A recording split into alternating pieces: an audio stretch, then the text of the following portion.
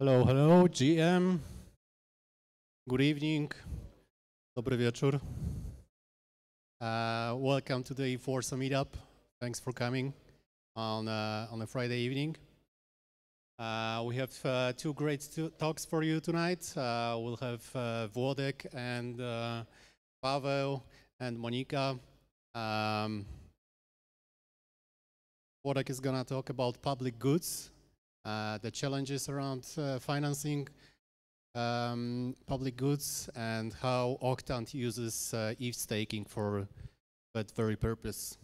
And after that, Monika and Paweł from our team are gonna talk about Regen ideas that are close to our heart as ETHWarsaw. Yeah, and after each talk, we're gonna have a quick Q&A session. So keep your questions in mind and I'll pass the microphone to you. After that, we're gonna have a networking session. So we're gonna have some drinks and food for you guys.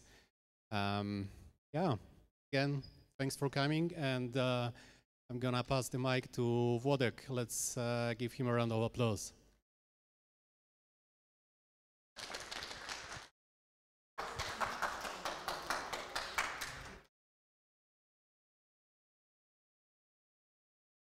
Need to switch the HDMI.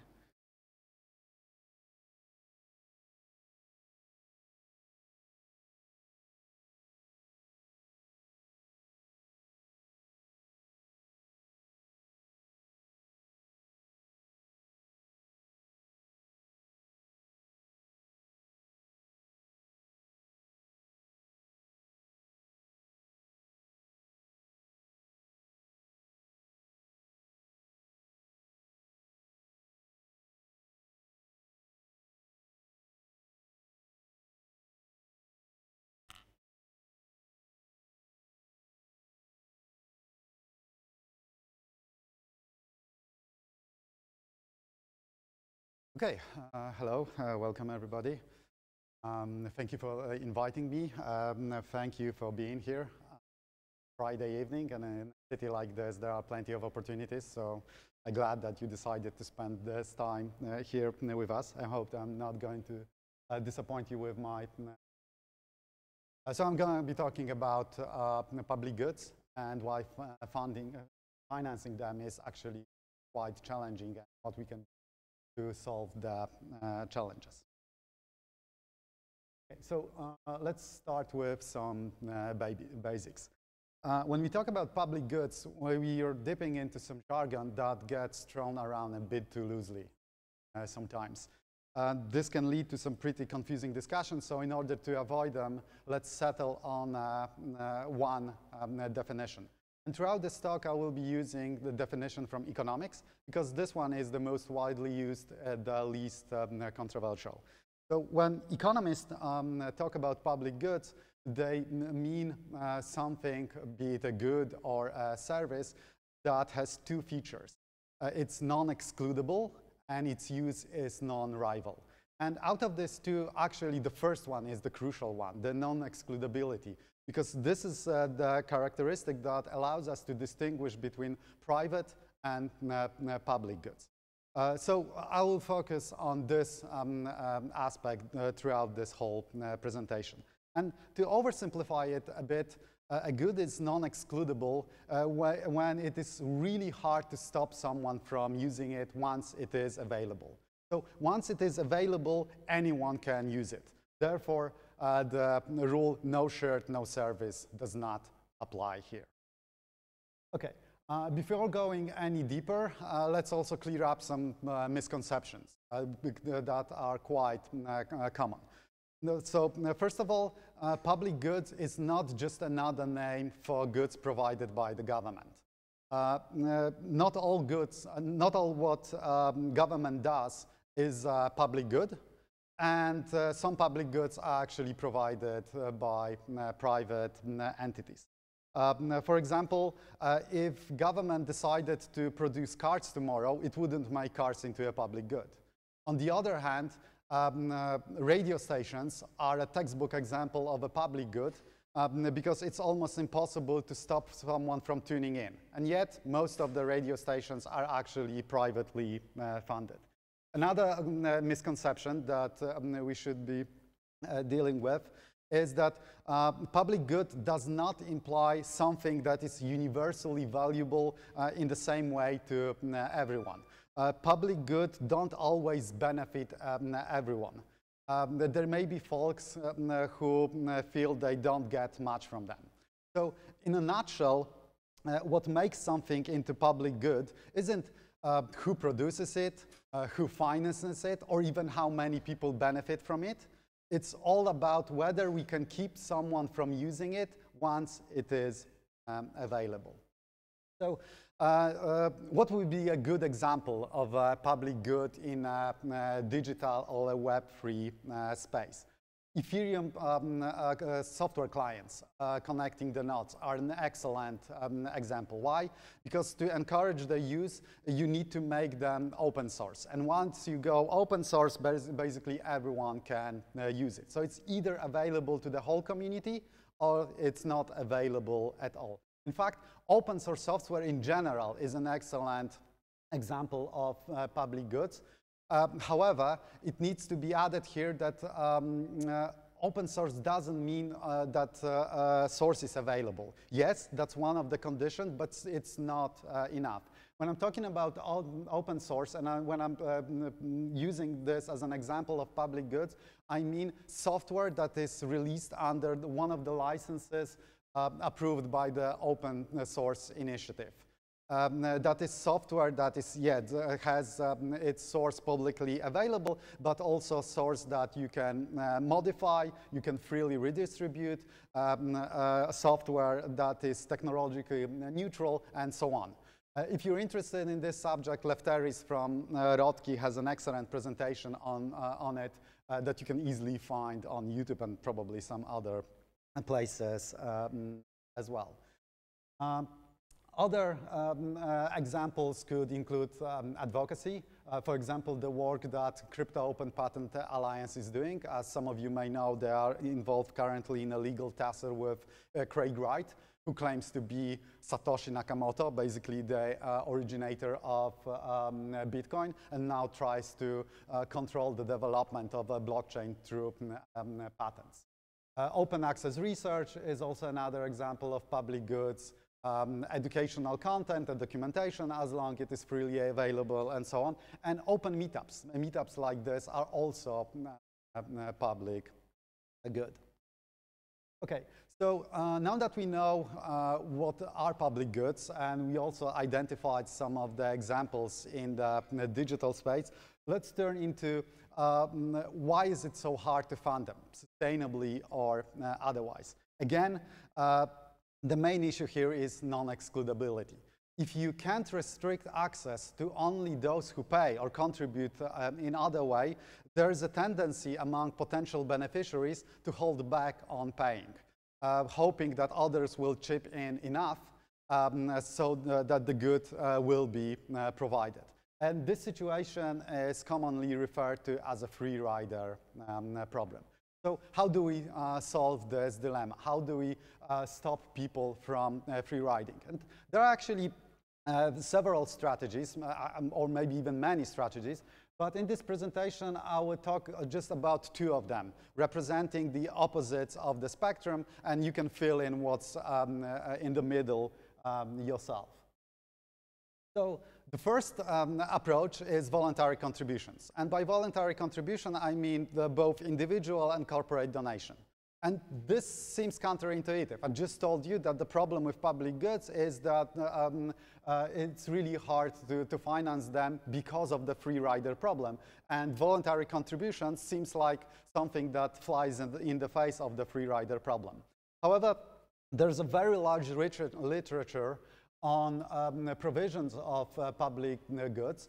And if you look at this literature, you will quickly realize that basically all the textbook examples of public goods have been financed through voluntary contribution at different times and different places by different people.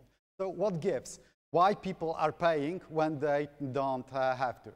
The answer is actually pretty simple. Our decision-making transcends simple cost-benefit analysis. We are social animals. We respond to social cues. And this is why, by using something called moral suasion and selective incentives, we can appeal to people's sense of charity, group belonging, self-esteem, social status, identity, and so on. And if persuasion fails, we can pressure would-be free riders to conform. And this works, as billions of dollars that are donated every year to various nonprofits clearly demonstrate. However, this approach has some serious limitations. Moral suasion and reputation-based enforcement works really well, but only in small communities. In small communities where there are face-to-face interactions, and when repeated interactions encourage people to take community interest into their account when making decisions. Large, non-localized, pseudonymous or anonymous societies or communities actually struggle with financing public goods in this way. Corporate donations scale much easier. But the trouble with corporate donation is that if we rely on them, then we risk centralization or even plutocratic control over public goods. Okay. On the other end of the spectrum, we have taxation and financing public goods through subsidies. And this is this method is so widespread that it basically does not require any explanation from me. You are all well aware how this works. However, it's still probably useful to acknowledge that this method, even if it's widespread, also is not without its flaws. First of all, taxation involves compulsion. And this is problematic because, as I mentioned a few minutes ago, public goods don't benefit users equally. Some users may want more, others less, yet others may not be interested at all. So the compulsion leads to a problem that is identified in economics as forced riders. That is, to people who are compelled to contribute to a public good from which they derive little or no benefit. Another challenge with financing public goods in this way is that it's really hard to decide on the optimal quantity of public goods. And governments usually try to solve this problem by relying on various democratic decision-making processes. But due to some reasons that are studied in economics under the public choice umbrella, this method is actually very, very far from perfect. And lastly, the process of tax collection itself is costly. Not all the money collected for funding public goods will be used to finance them, which leads to various inefficiencies. Okay, so is there a better path?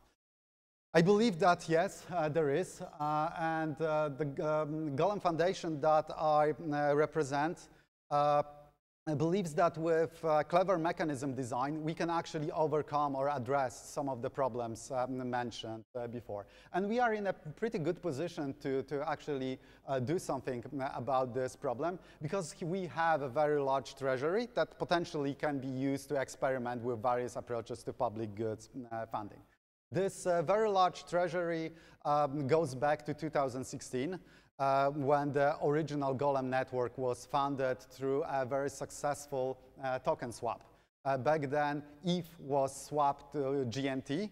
The GNT was later migrated to a newer ERC20 standard, and now Golem token is known as GLM. And when Ethereum decided to switch from proof of work to proof of stake, we made a strategic decision to start using our ETH reserves to solo stake. Right now, we are running over 3,000 validators, and this gives us a steady stream of very substantial income. And a while back, we decided to self-impose tax at Scandinavian's level of income. This self-imposed tax, the rate of this self-imposed tax varied over the last 6 months, but eventually we decided on a level where only 25% of our staking income goes to the foundation. The rest is used to finance an experiment in participatory public good funding. And actually, we could easily decide to use the 75% of our staking income we could easily decide to distribute it on our own. But this would edge us toward decentralization and plutocratic control over public goods, which is non-ideal, and also it would be a wasted opportunity. So instead, we decided to basically delegate the power over this part of the staking income to GLM community. In this way, we are ensuring like a democratic process and also aligning the interests of those who support us from the very beginning. So how does this work? So every 3 months, which is a period that we call epoch, we allocate a predefined percentage of the staking rewards to Octant. And Octant is this platform through which the rest of the staking rewards are distributed. Octant budget is divided into 2 categories: user rewards and matched rewards. In order to be eligible to receive some user rewards, one must lock at least 100 GLM into Octant smart contract. This locking mechanism is fully non-custodial. Users have full control over their fund. They can unlock it at any time. However, if you decide to lock some GLM into Octant, you will be eligible to receive rewards. And user rewards are calculated on a time-weighted average basis. So the more you lock and the longer you keep your GLM into Octant, the higher your rewards will get. And at the end of each epoch, at the end of this 90-day period, users have a 2-week-long allocation window during which they need to make a decision. They need to decide whether they want to keep their user rewards to themselves, or alternatively, they can donate all of it or some of it to eligible public goods. And users can keep up to 100% of the user rewards to themselves, and that's fine. But we encourage them to donate at least some part of their user rewards by matching their donations from the matching pool. And the donation multiplier is inversely proportional to the overall community donation rate. So the fewer people donate, the greater your leverage gets. So if you are the sole donor during the allocation window, basically the whole matching pool goes after you. So your leverage is not significant, but enormous in such a case. There are 2 quite important caveats to this design. First, users must be active. We don't want Octant to become a passive income generator. During this allocation window, during this 2-week period, users need to make a decision what to do with the rewards. If they do nothing, they lose their rewards. They go back to the Golem Foundation. And another caveat is that projects participating in Octant need to pass a predefined minimum funding threshold. In order to receive matching donations. So basically, there has to be community interest in funding them. So how this works in practice? We launched Octant in August last year. Since then, we had 2 allocation windows. The combined budget of these 2 allocation windows was 695 ETH. Out of this combined budget, 488 ETH went to public goods projects, and this includes individual and matched donation. 204 ETH were claimed by users as their rewards, and we had around 10 ETH that went unallocated. People who could potentially claim or donate this part of the budget just did not take action, and this sum went to Golem Foundation, and we added it to the next allocation window. And throughout the two allocation window, we funded 24 out of 30 participating public good projects. Right now, we are in Epoch 3. The allocation window is set to start in April 16. We'll have 30 projects participating, 19 rolling over from the Epoch 2, 11 joining us in. Proposals are still open, so if you represent a public good project, please scan the QR code that I will display at the end of the presentation to apply. And during this epoch, we also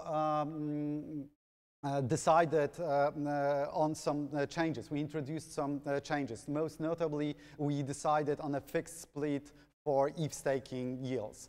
Going forward, 70% of the Golem Foundation staking yields will go to Octant, and in Octant it's going to be evenly divided between user rewards and match rewards.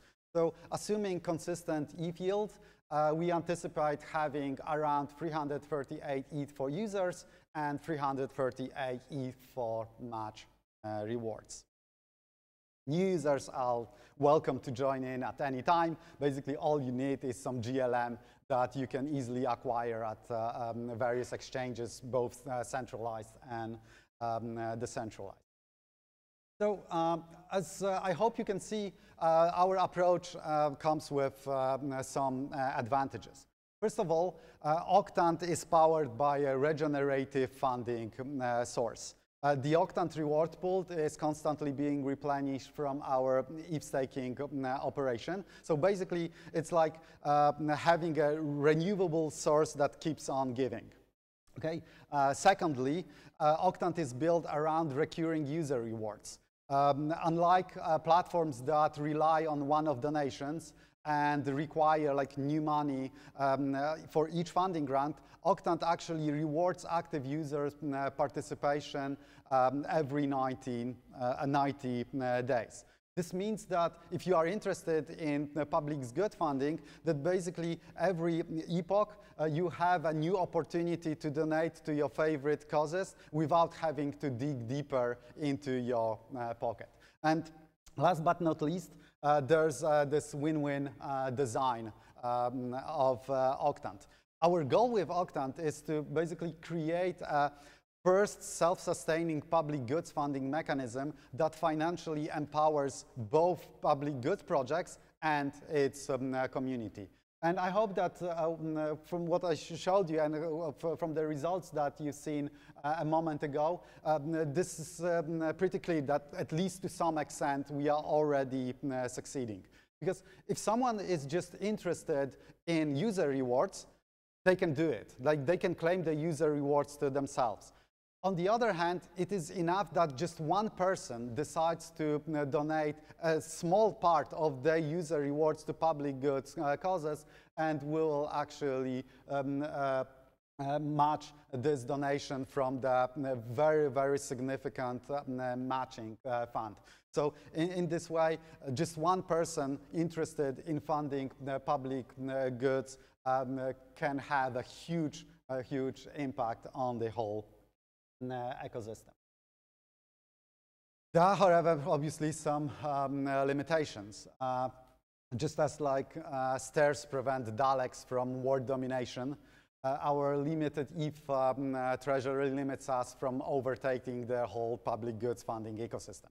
I'm obviously joking, we don't have such ambitions, but it's certainly true that there's a limit for what we can fund through Octant, because there's a limit to our ETH treasury. We're basically already using all our ETH treasury to finance this project, and there is no easy way for us to increase our treasury. But this is actually a solvable problem.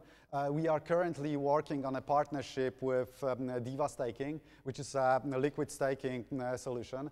I'm not yet in a position to go into the details. This is something that we'll announce later this year. But basically, the idea is that we are working on a solution that will enable people to join us in Octant with their ETH. And this is how we will enlarge the Octant budget. Another limitation of our current approach is the somewhat plutocratic nature of the PGF part of Octant. It's certainly true that donors with deeper pockets have much bigger impact on the matching fund. But this is also something that is solvable. We can solve this problem by moving to quadratic funding. However, quadratic funding requires a workable anti-Sybil solution, and we don't have one yet.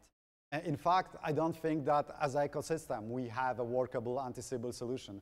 Because by a workable anti-Sybil solution, I mean a solution that is both user-friendly and privacy-preserving.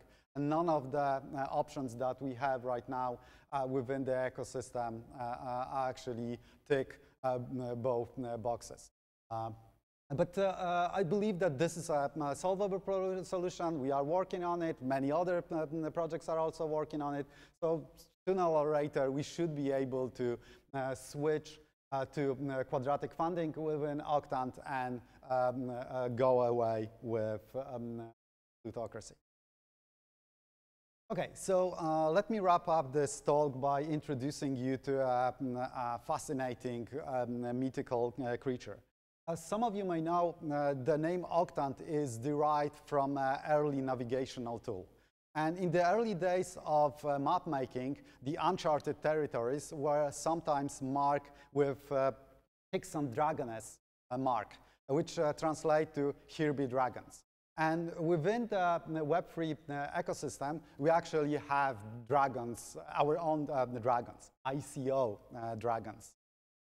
These are projects that amassed quite substantial funding during the ICO boom of 2017 and 2018. And these projects are now metaphorically sitting on vast treasuries guarding their hoards.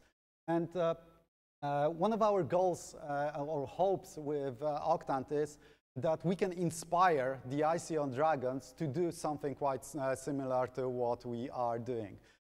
We hope that Octant can show them that they can bring value to their token holders while at the same time benefiting the broader ecosystem. And there are actually some pretty simple ways they can follow our path. I list some of them at this slide. They could basically join us in Octant with their ETH. This is somewhat unlikely. More probably likely scenario is that they would run their own instance of Octant when GLM is replaced with a different token. This is possible. Another thing that is possible is to basically build upon Octant code and design.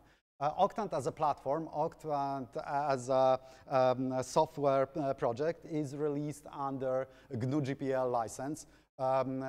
So it is a textbook example of a public good, which means that we cannot prevent anyone from using it.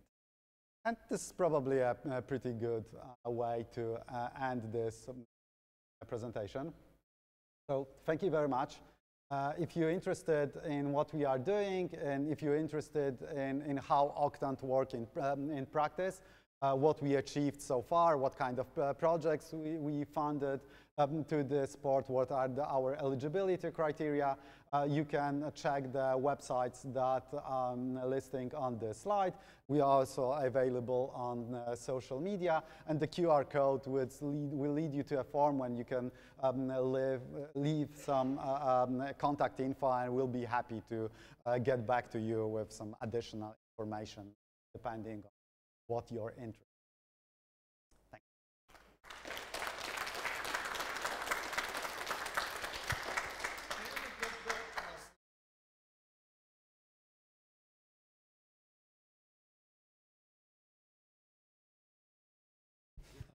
Włodek, thank you for the great presentation. Okay. I feel like the memes really helped me understand the message. Yeah, so I also wanted to take this moment to thank Octant and Golem Foundation for supporting ETHWarsaw and sponsoring the food and drinks today. And Golem has been our partner since the start, so thank you for that. You're welcome. Yeah, guys, any questions, raise your hand and I will approach you with the microphone. I'm gonna just take the privilege to ask the first one. Can you tell us more about the projects that got funded through Octant, and what your community values? I'm really interested in hearing that. Okay, so here on this slide, you can actually see screenshots from our app that is available under Octant DApp app URL. And you can see the metrics for the first two allocation windows, including top projects that got the most funding during the window. So as you can see, quite a lot of ETH went to Protocol Guild, which works basically on protocol level development. We have Hypercerts, Tor project, Drip, Gitcoin. Excuse me?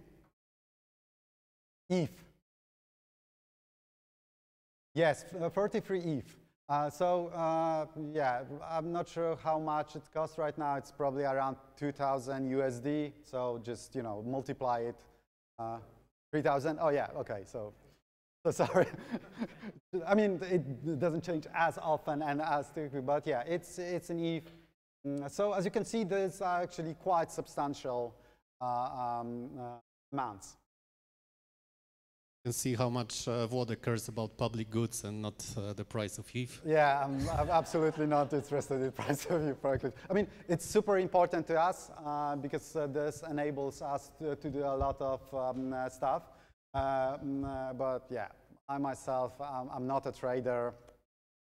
I'm not following the price changes but, with a lot of interest. So I have a related question. Who and how approves the project to get funded into this app? And can you prevent approving a project that would later turn malicious and run away with your money? Yeah, that's an excellent question. Actually, there are two different questions. The first one is concerned with eligibility criteria and the screening process. And another question is concerned with evaluation of what projects are doing with the funds. So the first issue is quite simple. We have a very precise eligibility criteria. The eligibility criteria are listed on our website. And you have to tick all the boxes to be eligible. We have one person in the foundation that checks if all the boxes were actually ticked, checks the social credibility of the project. If it's a software project, goes through GitHub or GitLab repositories to make sure that something is actually being built and so on. So this is actually quite easy. Another question, that the one that refers to how we are evaluating projects, is actually a bit more complicated. And it's a bit more complicated not only to Octant, but basically to the whole funding ecosystem. There are no like really good automatic ways of doing this.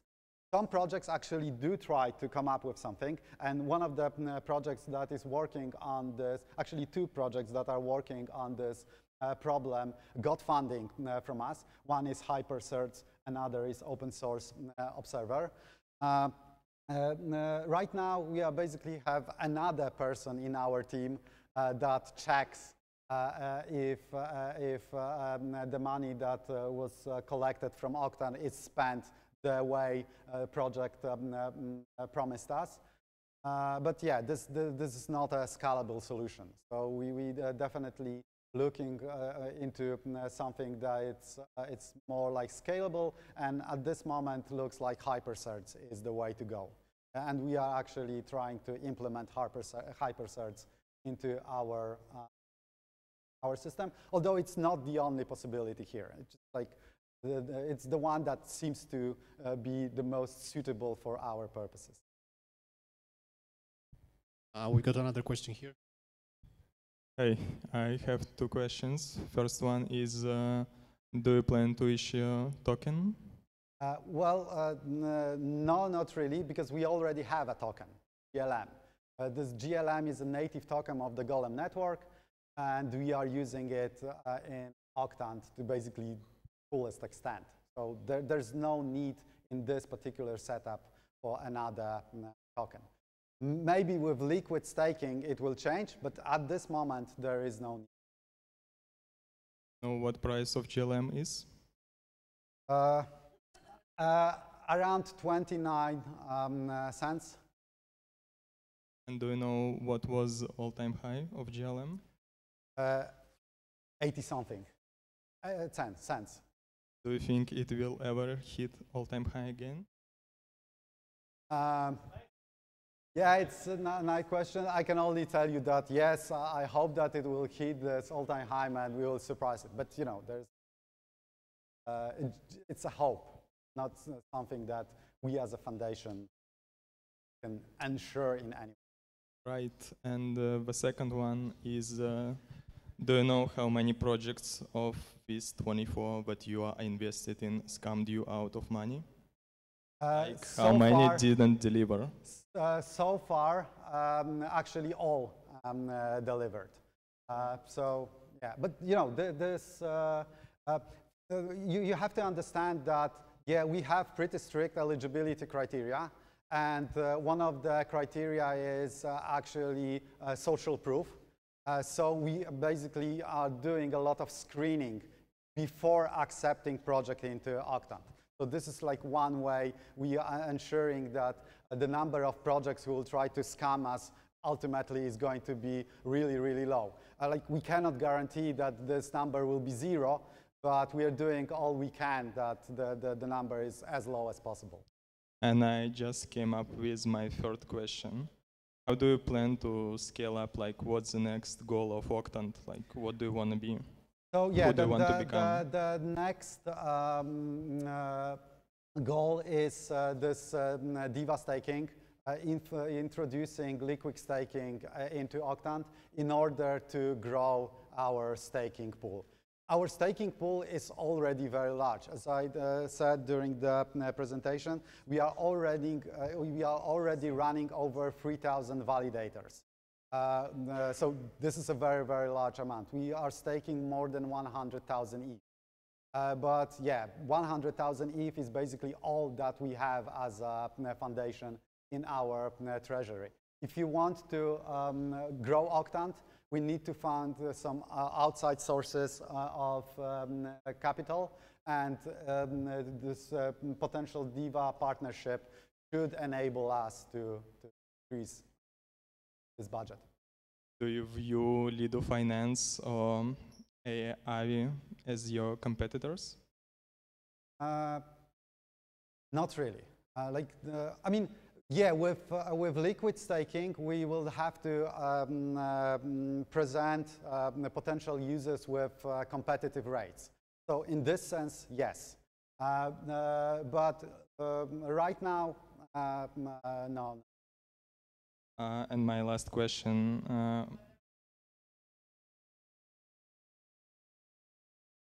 but like he's speaking and I'm asking. Yeah, but Because I'm really interested in, so I'm going to be here makes throughout sense. the whole meetup, so there's going to be plenty of opportunities. yeah. So to ask my me last questions. question is, who do you think, like, what project do you think will eat your market share? And thank you for answering all my questions. Good luck. Not sure. There are not that many projects that try to do something similar. And as far as I can tell, none of the projects that are trying to do something like this are actually self-sustainable. So yeah, we don't really think in terms of market share here. Yeah, I would actually like for many more projects entering this space. This is why I ended my presentation with the slide about ICO dragons and how they can use their treasuries to do something similar. But yeah, it's a hope and not something that we are worried about. It was some deep probing, but we're gonna have time for every question, so no worries around that. We have another one here. Okay, I have a question. How Octant is different from its competitors? For example, you know Aave, right? Yeah. So how Octant is different from Aave? Why should I donate in Octant, not Aave? Because it's not just a donation platform. And no one actually requires you to donate through Octant. Octant is a platform through which you earn user rewards. And then what you do with your user rewards is up to you. We will be happy to, we are encouraging you to donate, but if you decide to keep all your user rewards to yourselves, we are fine with this. This is absolutely a part of the project. There's nothing wrong with it.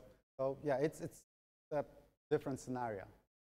Okay, but I think in Aave you can also like keep the money, not actually donate them, but earn. Okay, yeah, that's true. I misunderstood your question a bit. Sorry about that. So I'm not sure if it's there like a huge difference on this level that you are asking me. Initially, we built this platform for the GLM token holding communities, because there's already a very large group of people holding GLM tokens since like 2016. Well, back then it was GNT, but we have a very large group of token holders. And initially, this platform was designed for them, because we as a Golem Foundation have the responsibility toward our community. But basically, you know, since GLM is an ERC20 token, you can swap any token for it and participate in. Our rewards are quite large individual rewards, and our matching multiplier is actually very, very large. I'm not sure if you can see this from your angle, but during the first allocation window, the donation multiplier was 44x, and in the second allocation window, the donation multiplier was 58x. So this is a very, very large difference. Even a small donation can have a huge impact, provided that you're donating to a project that met the minimal funding threshold. Because only the projects who met the minimal funding threshold are eligible to receive the matched rewards. Okay, got it. Thank you. Do we have any other questions here? Nope. So yeah, thank you very much, Thank you very Włodek. much.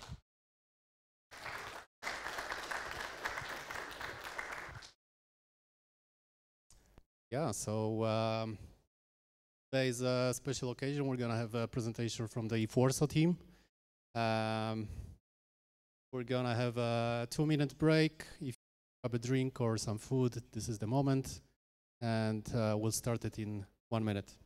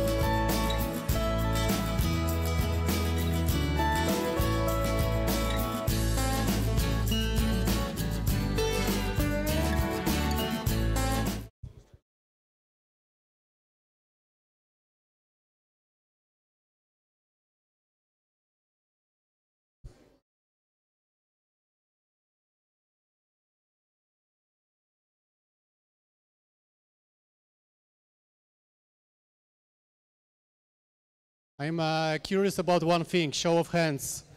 Who knows what 0x0c means? I see 2 hands. 3. Okay. Paweł, did you see that? Yeah, I've seen it. I've seen it. Yeah. All right. I'm just switching camera views here. So we have the presentation. All right. Yeah, we're going to have a presentation from Degen to Regen by the ETHWarsaw team. Let's give a round of applause to Monika and Paweł. Yeah. Hello. Thank you. Thank you very much. Hi. I am Paweł. This is Monika. We are part of the founding team of ETHWarsaw, and we would like to talk to you about things that are beyond only money that you can earn, but we would like to also talk to you about how can you give back to the community. Because I personally was interested in crypto exactly because of that. It is a great opportunity for our technology to do something good, but of course we need to do it well for it to be meaningful. And starting with what regeneration is, it's a concept beyond blockchain. It's not only on blockchain. It's actually a global attempt to solve crises like climate change and also creating a regenerative, sustainable economy. So it's about long-term thinking instead of short-term profits. So it's more about creating the whole ecosystems, not only thinking about what your next quarterly reports will show. And we hope that this would be the world if we applied regenerative principles. So if we all acted in a way that regenerative principles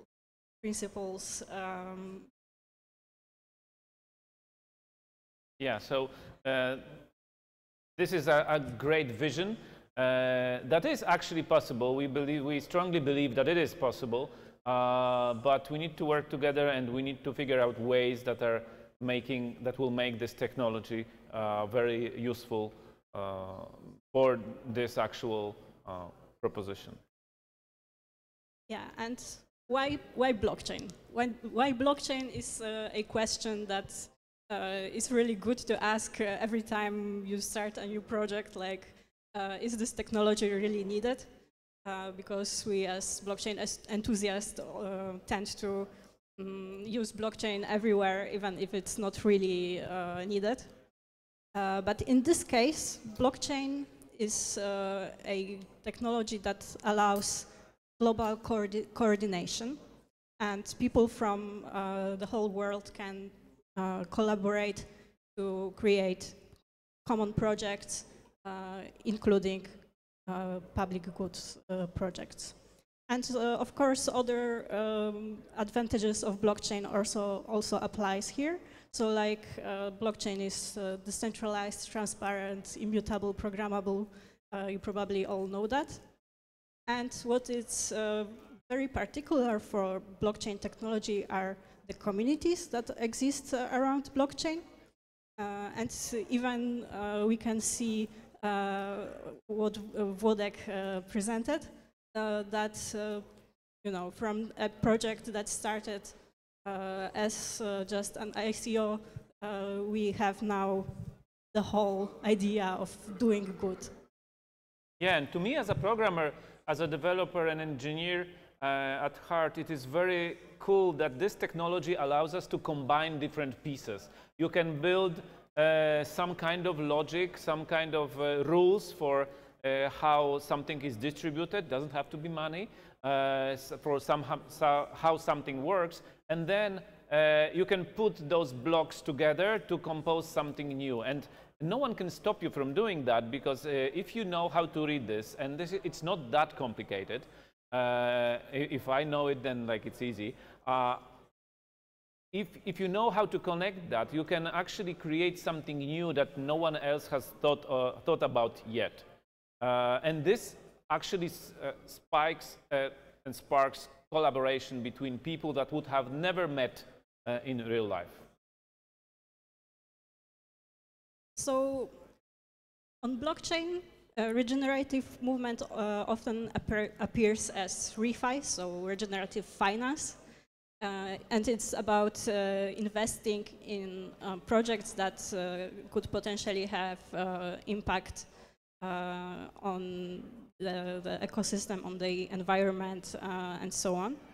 And it's supporting sustainable agriculture, renewable energy, community well-being, general ideas like, regenerating society, regenerating our climate, environment, and so on. Yeah, and of course, one of the best and easiest to spot solutions or applications of blockchains are some kind of alternative financial systems, but still we can form them in a way that is not like collecting all of the like normal people's money, but we can also work with the systems that we create. We can work toward a better future, toward sustainability in energy, and also the collaboration part is really a giant factor in this. So now a couple of examples how we can use refi with an impact. So donations are like quite an obvious example. And projects like Gitcoin, Molokdao, or Givet like have been functioning in the space for quite some time. And what's interesting, and what's also Włodek mentioned in his presentations, is using quadratic funding. So blockchain and this whole programmable features allows us to create more interesting ways of investing, of donations. And thanks to quadratic funding, the donations can be more democratic in a way. So you don't need to invest a huge amount of money to make the same impact or just a little less of an impact as a person who invests a lot of money. Yeah, for me this is this quadratic funding and quadratic voting as well is something like, to me, ingenious, that the number of participants in a vote or in a donation matters more than the amount that they give. So the more people decide that this project is good, and even though they decided that they can only afford to give $1 each, they have more impact than like a whale somewhere that gives a giant amount of money. And this is great for making those decisions on chain, online, because it makes it is more democratic, but it also uses the crowd knowledge. If you have enough, there's a theory that if you have enough people to decide something, but it has to be quite a lot, then what they decided is more likely to be correct. And also we have the idea of banking the unbanked. And here we could say that the whole DeFi is contributing to banking the unbanked, and that permissionlessness of DeFi made possible for millions of people to access lending protocols and also investing into foreign currencies, like for example USDC. And it's not so obvious in developing countries. And we have also whole ecosystems like, for example, Celo, that are built around mobile users and with developing countries in mind. And also an example of WorldCoin that is creating a whole new economy, and also focuses currently on developing countries. Yeah, because with people not being banked, the problem is that they are actually missing out on great opportunities, and not only about money itself, but about this collaboration and like incentivizing doing goods, hopefully public goods, but not only. Like a few thousand years ago, when there was no money, people had to exchange cows for things, and now people actually have to exchange physical goods to achieve something, and then this technology bridges the gap for those people. And another example is tokenization of carbon credits, and I would say that this is where a blockchain shines, because we could apply our technology into actually a new concept, and behind that are voluntary carbon markets, so a mechanism for funding projects that make a positive impact on carbon emissions, and this impact is expressed in the form of credits that other companies can buy to offset their carbon emissions. And blockchain projects that are tokenizing these carbon credits are, for example, Toucan, Moss, and Nori, and also like KlimaDAO. It's a whole DAO, a whole organization managing this credits, and I think it's quite fascinating that something like that can be built using blockchain. Yeah, and how to make an impact? How can you make an impact in all of this? First of all, build stuff. Think of stuff that you think is missing and try to build it. Then go to meetups like this one and present stuff. Present your ideas, present how you feel about it, present your dreams and your visions, and then maybe you'll just, it's enough to find the first person that you get interested, and then this just snowballs and you get more and more people that want to work with you. Also, you can organize meetups, you can organize hackathons, you can organize conferences, whatever. It's not that hard. Actually, you can also do it online. Like I'm doing all of this recording or streaming myself with OBS, some like a camera, so I hacked it together to work, and it works quite well. Of course, with the help of this wonderful web venue at Rotunda, PKO, like this makes it things easier. But like there are many institutions that want to help you propagate your ideas. I'm talking about this. Okay. For example, if you are looking for an example of something that is trying to promote public goods and like incentivizing and helping people to organize, you can look at the Green Pill network. It was started by Kevin Owocki, but of course it is a Polish name, so it's Owocki. What they have done, they are creating like many Green Pill chapters. They are incentivizing. That's the key. They are not creating them themselves. They are just helping people to create them from the ground up. And there is no Warsaw chapter or Polish chapter for Green Pill. So if you are interested, just go read some books on greenpill.network. Or talk to us. Or talk to us. We'll help you. We can like get you in touch with someone if you're interested. We can also. Yeah, we would love to help you creating a Green Pill chapter in Warsaw. So if anyone is interested, contact us, and I think we can make it happen. Yeah, and this is just one example. Green Pill is just one example of an organization that wants to give back, and you can do the same. You can work with them. You can ask for their help, and they would gladly help you to achieve your goals if they are hopefully noble. So as we say, go forth and do good. But in the meantime, yeah, before the applause, self-promotion. Yeah, that's a self-promotion. We would like to remind you, because last month we talked about it, that ETHWarsaw 3 is coming. It's going to be, again, a conference and a hackathon, and it's going to be in September.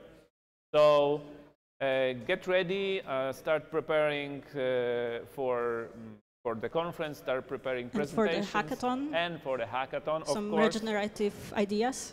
Yeah, we would really love to see a lot of regenerative ideas, like for something that could be used to help anyone. It doesn't matter really who, but just to do some good.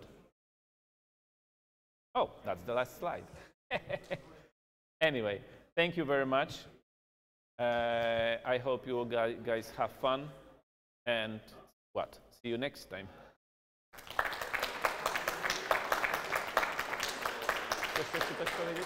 We are not going to answer any questions. That's a little too loud.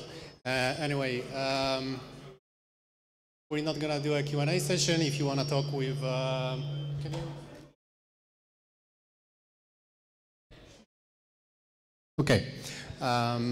So that's better. No? Okay. Yeah. Sorry about that. So if you want to talk to Paweł, Monika, we're going to be here for the networking session. And I just wanted to amplify the message that they had, that we are an open community. If you have any ideas for an initiative, if you want to take a more active part in the community, we are here to help, and we are open to your ideas. So come talk to us, message us on social media, or email us, and we'll be happy to work with you. Yeah, so let's enjoy the food and drinks if there is any left, and have a good evening. Thanks.